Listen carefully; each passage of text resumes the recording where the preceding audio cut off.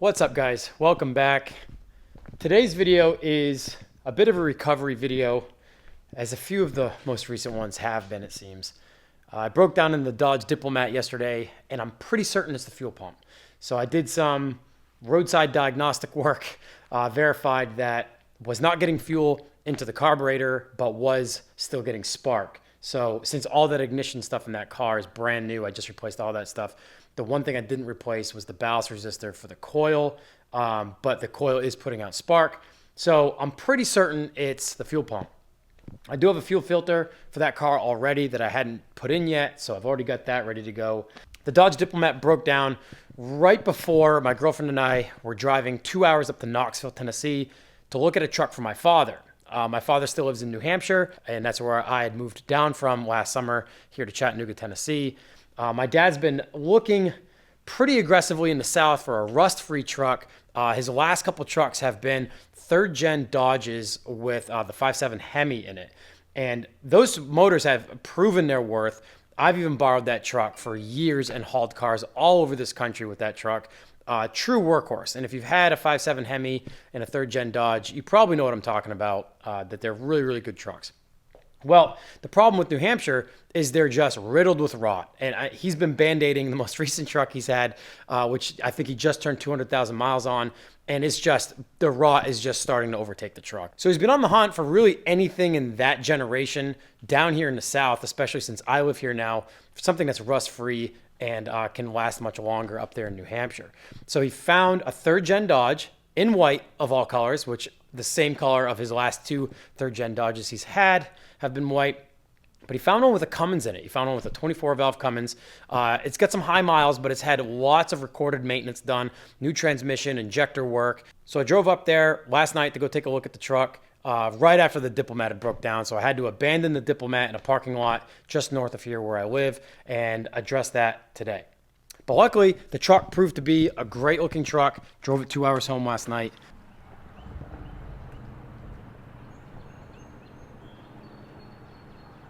So it's had a lift put in it. I don't know if it's a 2.5 or 3 inch lift, maybe even a little bit more, but it's had a lift put in it. And obviously it's had these aftermarket wheels put on it, which does nothing for either me or my father.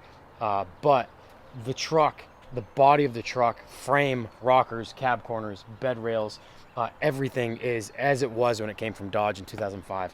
It's an incredibly solid truck. And for us Northerners, that's worth all the money itself, let alone having a 24 valve in it. So this has a performance transmission in it. I don't know what model or what numbers or anything like that, but when I had a new trans put in it in the last couple of years, they put a performance transmission in it. So it shifts a little aggressively, but it's got great power, cruises down the road wonderful. And yeah, so my dad is going to plan to come down from New Hampshire at some point later this spring once the winter is kind of over with up north, so he doesn't have to worry about navigating the weather and dealing with any sort of bad icy conditions for the drive home. So gonna house this for a little bit until he can get down here, but a great purchase. He's got lots of equity in that truck for up north, but he's probably gonna have it for many years to come, as he has with his last few Dodge gas-powered trucks. Okay, so I have Mason's trailer here, his open trailer. I went and got that thinking I was going to be hauling the 700 or the Corvair out to Charlotte, North Carolina this upcoming weekend for the Wheel Price 1-year anniversary of their car meet. They do like a midday cars and coffee event, but at a barbecue joint. And it's been growing over the last year, and this year's their 1-year anniversary. And as you guys know, I work with Wheel Price, especially here on the YouTube channel, for their Wheel Classifieds app that they have, which also the link to those is in the video's description for both iOS and Android devices. So the plan was to haul out there one of the cars and hang out with those guys, but I just have too much on for Riverside weekend, which is coming up in just 2 weeks, to get ready to vend and get all my merchandise in order. So I decided not to go, and after yesterday's escapade, it's probably a good decision since there's so much more that I have to do now, with yesterday and today basically being dedicated to collecting the truck, and now hopefully going to collect the Diplomat and fix that.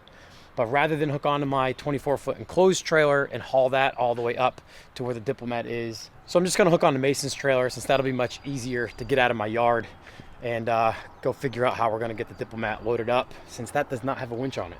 And you guys saw in the last couple episodes, I loaded my 6 Series up onto that same trailer alone with no winch or come-alongs or anything. So we can do that. I haven't been filming any of us brainstorming what's going on. I use my misfortune to make episodes out of this. So as you can see, the Diplomat's at the bottom of this parking lot over here. And this is a chicken salad chick, and it's noon, so that parking lot is packed. And they've got a drive-through that comes out the back. Yeah. I got that road isn't easy to have. Like, no. It's the traffic. It's a main road. So what we're thinking is we got a wide open parking lot here of a business that's closed. So we got plenty of clear space to work with.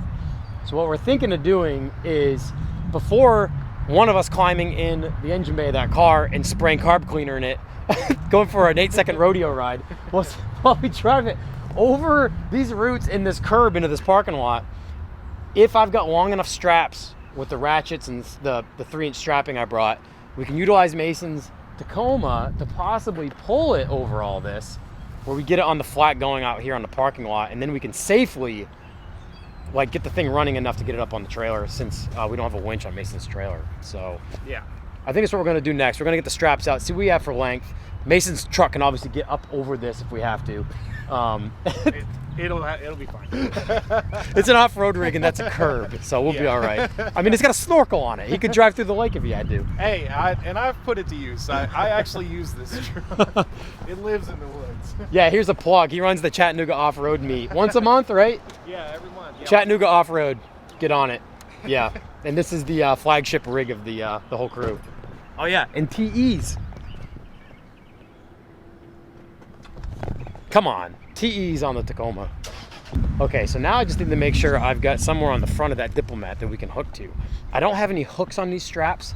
These are eyelets with just strap on the end. So the other end runs through the ratchet. So I might be able to, if I can get this eyelet through a tow hook and back to itself, I can pull the strap end to the ratchet, and the ratchet has a hook that we can hook to Mason's truck, or vice versa. We'll see. Done and doneer. All right.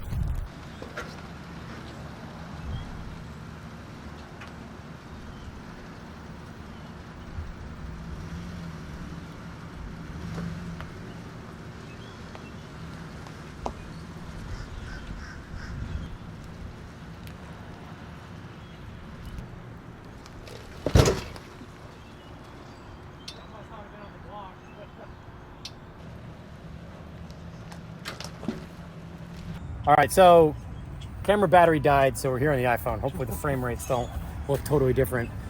So we've got kind of a downhill here in the parking lot. So I think what we're gonna do is just try to push it on. So we'll see, we're gonna get it lined up. We've got plenty of space to get it lined up. So we're gonna push it and use gravity to our advantage. Like if I pull off, you hear it drop down? Well, it'd be out of starting fluid by now. So I didn't film any of that, and I'm not a YouTuber. This is what's awful. Our plan was to originally push it downhill, line the ramps up, and what we did was we took a piece of my strap and we gauged how wide the front and rear track width of the car were, how far apart the tires were, and then we gauged the ramps to that same distance because neither of us have a tape measure in the car. And so the plan was to line everything up and just push it downhill and right onto the trailer. But I immediately started to fear front tires getting on the ramp, and then a ramp getting kicked out, and then our rear tire not getting on the ramp, and then now we're really in a position. So what we did is we moved it down right to the ramps, made sure the ramps were lined up, everything was good. And then what my plan was to take these cans starting fluid and get in the engine bay and just start soaking the carburetor as Mason drove it up onto the trailer. So before we decided to like rig everything up and drive onto the trailer like that, I soaked the carburetor with carb cleaner. He started it, and it seemed to stay running pretty easily while I stood outside the car. And once I stepped away, it stayed running. Told Mason to just throw it and drive it onto the trailer. And as you can hear, it's still running. It's silent. It's fine.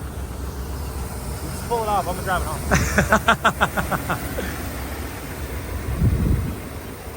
Now I'm wondering if it really is the fuel pump or not. It might be the fuel pump on its way out. But those mechanical pumps are usually working or not working. And I don't see a bunch of fuel getting spilled out around the gasket of the fuel pump. So it's on the trailer though, which means I can get it home. Mason, really all we did was pull it from one parking lot to the other. The car decided to run, just drove it on the trailer. I'm now just gonna get it strapped down and get it back to the house. Oh yeah, you're good. You're good. Nice.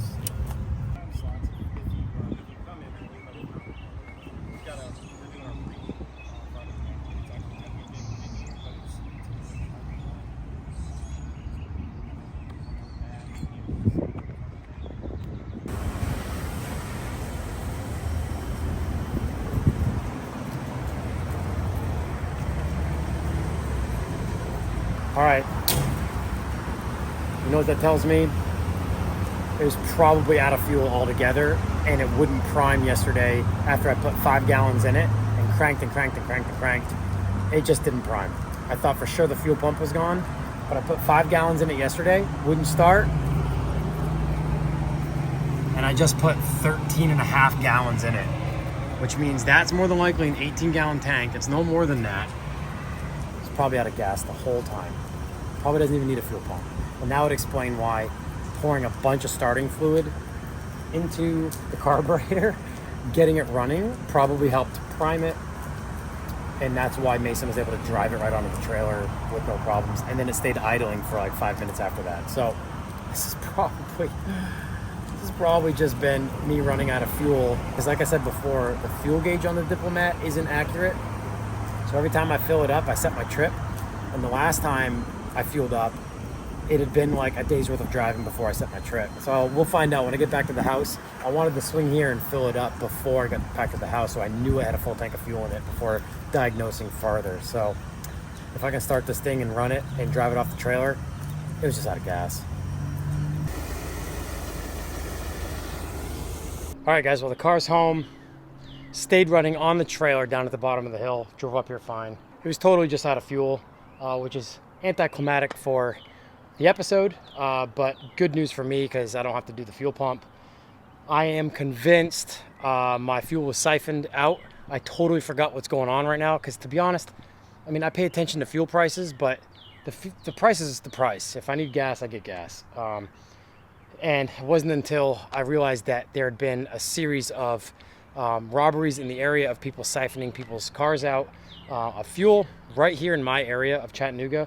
And that's totally what happened. Because this whole time I've been filming this episode and racking my brain as to like what could possibly be going on in the car. My trip that I set every time I fill up was only at 30 miles and the car ran out of fuel. Because obviously I put 18.5 gallons in the car and my trip was only reading 30. So there's no way I'd consume that much fuel. And that's it. I don't know when. Might have been right here in my driveway. But it's the sad truth about what's going on right now. Someone totally siphoned the fuel out of the car. I'm just so lucky that they didn't drill holes in the bottom of my fuel tank. That's it for this episode. Like I said, anticlimactic, but it's home and doesn't need any serious repairs, which is good. Not sure if investing in locking fuel caps is the move, because if they're really outfitted for stealing your fuel, they're going to do it, and they might even ruin your fuel tank doing it. Well, that'll do it for this episode. Just another short one, a day in the life and what's going on here at the shop. Next episode will probably be more Riverside preparation as I get more and more of the Ludwig's Garage gear together for the show. Everything will be available at Riverside first and then online after that. So stay tuned, guys. Thank you so much for all the support, and I'll see you in the next episode.